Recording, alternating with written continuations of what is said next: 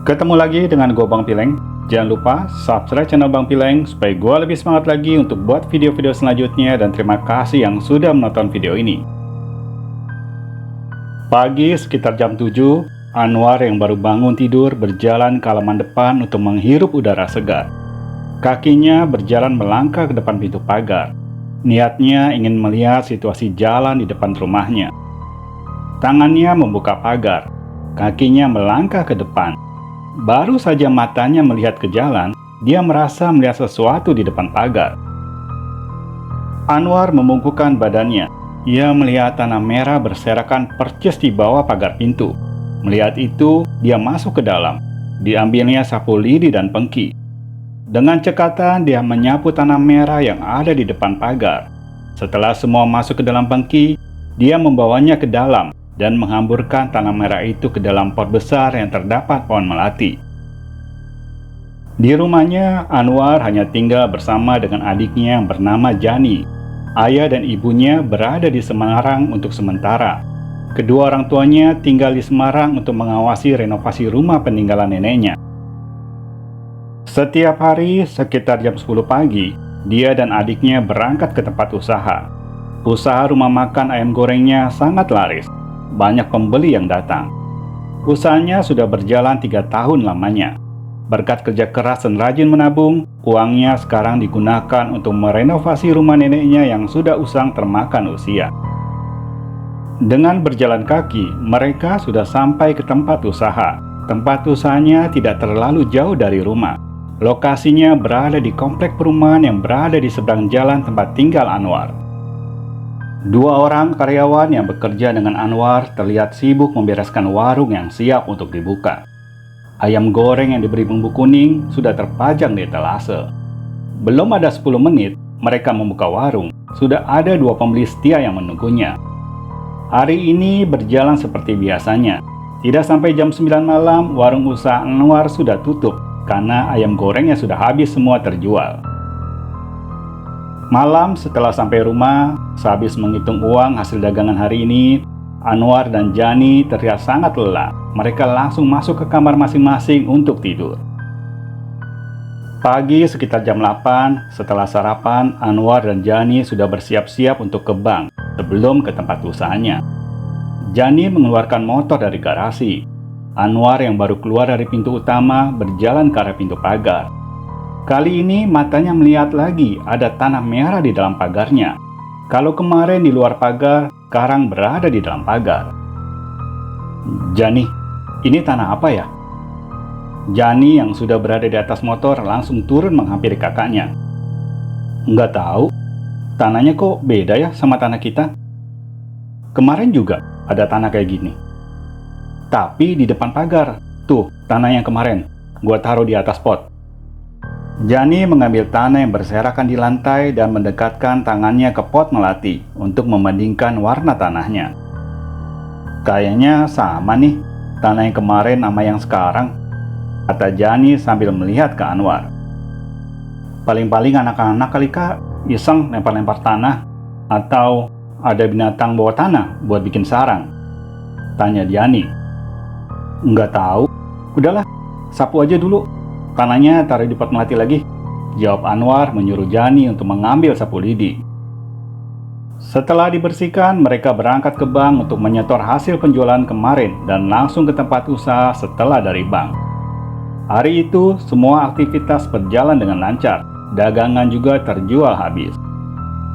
Setelah tutup warung, Jani dan Anwar yang sudah berada di rumah nampak sedang santai di ruang tengah. Setelah 1 jam beristirahat, karena mengantuk, Anwar berjalan ke kamar untuk tidur. Belum ada 1 jam Anwar di kamar, tiba-tiba Jani mendengar teriakan Anwar dari dalam kamar. Jani yang mendengar itu berlari ke kamar kakaknya. Di dalam kamar dia melihat Anwar duduk di ranjang. Kak, ada apaan? Anwar masih terdiam. Dia mengatur napasnya untuk menenangkan diri. Lu mimpi ya? Tanya Jani lagi. Antara mimpi sama enggak, soalnya gue ngerasa belum tidur bener. Gue lihat laki-laki sosok hitam ada di sudut kamar, makanya gue langsung teriak kaget. Setan maksud lo? Ya pasti setan lah, mana ada orang di kamar selain gue. Jani yang mendengar itu mulai ada rasa takut. Ia menggeserkan badannya mendekati Anwar.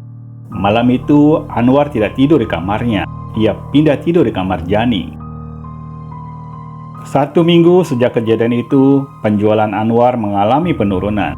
Tidak seperti biasanya, sambal untuk ayam goreng yang biasanya bisa bertahan lama, sekarang baru 2 jam sudah basi. Ia mengetahui itu dari pelanggannya sendiri. Ayam goreng yang biasanya tidak tersisa, sekarang masih banyak terpajang di etalase. Malam sebelum tidur, Anwar berbicara dengan Jani masalah penjualan yang menurun. "Jani, kenapa ya udah 2 hari ini jualan kita nggak kayak kemarin-kemarin? Banyak banget yang sisa."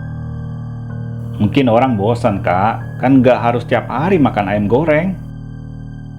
"Lu perhatiin deh, kemarin udah dapat pesanan 200 box dibatalin. Padahal Bu Ani udah kasih uang muka pagi. Sorenya malah dibatalin, uang muka minta dibalikin. Apa rasa ayamnya sekarang beda? Bikin orang nggak mau beli lagi?" tanya Anwar. "Nggak ada yang beda, Kak. Tiap hari kan kita cobain sebelum dijual," jawab Jani. Mereka berdua terdiam sejenak. "Apa karena ini ya?" tanya Jani sambil melihatkan foto di handphonenya. Anwar langsung mengambil handphone Jani. "Maksudnya, ini warung ayam goreng siapa?" Anwar balik bertanya. "Ini warungnya Pak Dika, baru buka 1 bulan yang lalu. Gua tuh waktu mau beli plastik, lewat warung dia." "Jualannya di mana?" tanya Anwar lagi penasaran. "Masih satu komplek sama kita, sama warung kita, cuma dia di belakang. Kita kan kalau pulang nggak pernah lewat belakang, jadi nggak tahu kalau dia punya usaha yang sama sama kita." Anwar hanya terdiam. Dahinya berkerut, seperti memikirkan sesuatu. Dia tidak berbicara apa-apa. Kakinya melangkah masuk ke kamar. Keesokan harinya sama seperti kemarin, dagangan Anwar masih banyak tersisa. Bahkan hari ini jumlah pembeli hanya 2 orang dari pagi sampai jam 7 malam. Belum lagi ayam bumbu kuning, sudah dimasak ungkep sebelumnya, tiba-tiba mengeluarkan bau tidak sedap dan berlendir seperti ayam basi. Melihat keanehan beberapa hari ini, salah satu karyawan Anwar yang bernama Yanto menghampiri Anwar yang sedang duduk melamun di depan warung. "Pak, kenapa ya dagangan kita jadi kayak gini? Kok aneh, bisa basi sama bau ayamnya, padahal diungkepnya kan pagi jam 7-an. "Saya juga nggak ngerti tok, kenapa jadi gini?" jawab Anwar dengan suara lemas. "Apa gara-gara tanah yang ada di depan warung?" tanya Yanto. "Maksud kamu, tanah apaan tok?" "Itu loh Pak, minggu kemarin, 2 hari berturut-turut, waktu kita mau buka warung, di depan warung itu kayak ada yang taburin tanah." "Tanah? Kok sama ya kayak di rumah saya? Di rumah juga gitu. 2 hari berturut-turut di depan pagar rumah, ada yang taburin tanah." "Maaf nih Pak, awalnya Yanto pikir tanah itu bekas mainan anak-anak di depan warung. Tapi sekarang pas lihat dagangan kayak gini, saya jadi curiga." "Maksud kamu apa Tok? Curiga kenapa?" tanya Anwar penasaran. Yanto terdiam, dia tidak menjawab pertanyaan Anwar. "Yanto, maksud kamu curiga kenapa?" Kata orang Pak, kalau ada tanah yang ditabur di depan tempat usaha kita, bisa bikin usaha kita mati. Soalnya itu bukan tanah biasa, tapi tanah kuburan." "Tanah kuburan? Saya nggak ngerti. Salah saya di mana? Kok orang bisa setega itu sama saya?" "Namanya juga persaingan bisnis Pak," jawab Yanto. Setelah berbincang-bincang cukup lama, Anwar menyuruh karyawannya menutup warung untuk segera pulang ke rumah masing-masing. Di rumah, Anwar menceritakan kejadian soal tanah merah yang dilihat Yanto. Mendengar cerita itu, Jani menghubungkan kejadian sosok laki-laki hitam yang pernah dilihat Anwar di kamar, ditambah lagi dengan tanah merah yang pernah ada di depan pagar rumahnya. Atas kesepakatan bersama, besok Jani berencana untuk melihat warung Pak Dika dari jauh. Sedangkan untuk warung ayam goreng milik mereka akan tetap buka sampai besok saja, untuk selanjutnya akan tutup karena mengalami kerugian yang cukup besar. Malam itu juga mereka menelpon ayah dan ibu. Anwar menceritakan semua kejadiannya. Atas saran ayah, Anwar diminta menemui paman yang berada di Semarang. Paman Anwar yang bernama Yogo cukup terkenal di kampung sebagai orang yang bisa mengobati dan mencegah hal-hal yang berbau santet. Keesokan harinya, sekitar jam 12 siang, Jani sudah berada di lokasi tempat di mana Pak Dika berjualan ayam goreng. Dari jarak sekitar 200 meter, dia menghentikan motornya. Dengan menggunakan helm untuk menutupi wajah, Jani melihat warung Pak Dika begitu ramainya.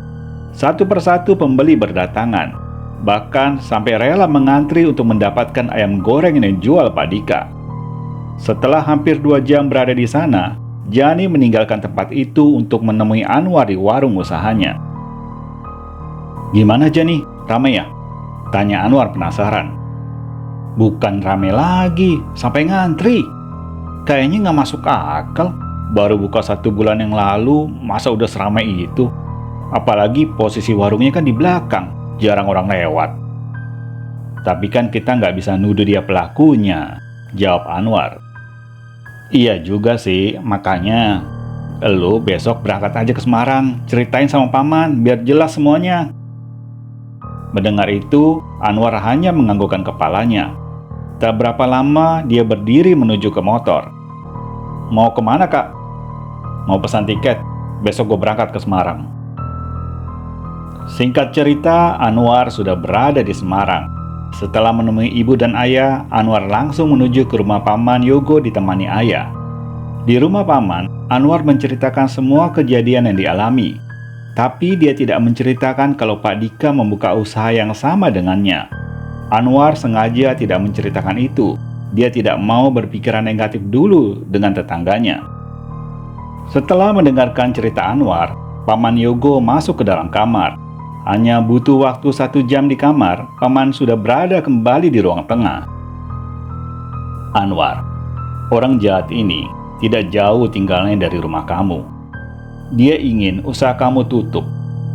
Orang ini ingin usahanya maju, tapi bersaingnya tidak sehat. Dia pakai tanah kuburan untuk menghancurkan usahamu." "Tanah kuburan? Berarti yang saya taruh di pot besar itu tanah kuburan, Paman?" "Benar. Lebih baik buang saja tanah itu. Buang saja sekalian dengan pot-potnya. Tidak baik ditaruh di rumah." "Boleh tahu nggak saya Paman, orangnya siapa?" "Tidak perlu Paman kasih tahu. Kamu juga sudah tahu sebenarnya. Dia buka usahanya masih satu tempat usaha dengan kamu. Cuma posisi dia agak ke belakang." Mendengar itu, Anwar hanya terdiam. Dia yakin orang jahat yang melakukan itu adalah Pak Dika. Anwar juga merasa kagum dengan pamannya. Paman bisa tahu lokasi usaha Pak Dika, padahal Anwar tidak menceritakan sedikit pun tentang Pak Dika. "Terus, saya harus gimana, Paman?" "Paman kasih ini. Taburkan di depan pagar rumah, di depan warung kamu. Kalau bisa, sebelum kamu masuk, kamu sudah taburkan dulu. Lebih baik lagi, titik tempatnya sama dengan taburan tanah yang kamu lihat." Paman memberikan bungkusan kain berwarna putih ke Anwar. Setelah menerima bungkusan itu, Anwar dan ayah pamit untuk pulang. Anwar tidak lagi ke rumah nenek untuk pamit dengan ibu. Dia langsung ke stasiun kereta untuk segera pulang. Mereka berpisah di tengah jalan. Dengan menempuh beberapa jam perjalanan, sekarang Anwar sudah sampai di rumah. Di depan pagar, dia langsung mengeluarkan bungkusan yang dibawa dan menaburkan isi bungkusan di depan dan dalam pagar. Jani yang berada di rumah ikut juga membantu membuang pot melati yang ada di dalam rumah. Setelah selesai di rumah, mereka berangkat ke warung untuk menabur isi bungkusan yang dibawanya. Jani sengaja mengajak Anwar untuk lewat jalan belakang. Mereka melewati warung Pak Dika. Di depan warung, pemandangan yang terasa amat ganjil. Begitu banyak pembeli datang untuk mengantri ayam goreng Pak Dika. "Lihat deh Kak, banyak banget yang beli. Padahal kata Bu Ani yang waktu dia batalin pesanan ke kita, Ternyata dia beli sama Pak Dika. Bu Ani dikomplain sama tamu, katanya ayam gorengnya nggak enak, kata Jani sambil menunjukkan jarinya ke warung Pak Dika. Jangan tunjuk-tunjuk, nanti ada yang lihat. Lu kapan ketemu Bu Ani? Kemarin waktu lu ke Semarang. Terus lu tahu nggak? Gue minta tolong tukang sampah buat beli ayam goreng yang Pak Dika. Pas gue coba, rasanya jauh banget sama rasa punya kita. Jawab Jani sambil membalikan jari jempolnya ke bawah. Jani, lu tahu nggak? Kata Paman, untung gue cepat datang ke Semarang. Biasanya kalau santet kayak gitu, habis usaha bangkrut, kita jadi inceran buat dia lagi. Kita biasanya dibikin sakit. Sadis banget ya orang kayak gitu, jawab Jani sambil menjalankan motornya. 1 minggu sudah Anwar tidak membuka warungnya, sesuai dengan anjuran Paman untuk menutup usahanya sementara waktu. Selama 1 minggu itu, Anwar dan Jani hanya di rumah. Kegiatannya hanya bersantai dan nonton televisi. Tepat jam 2 siang, Jani yang sedang berada di teras rumah mendengar ribut-ribut dari jalan raya. Karena penasaran, dia membuka pintu pagar. Kepalanya melongo keluar jalan. Dia melihat beberapa orang berkumpul sambil melihat ke atas langit.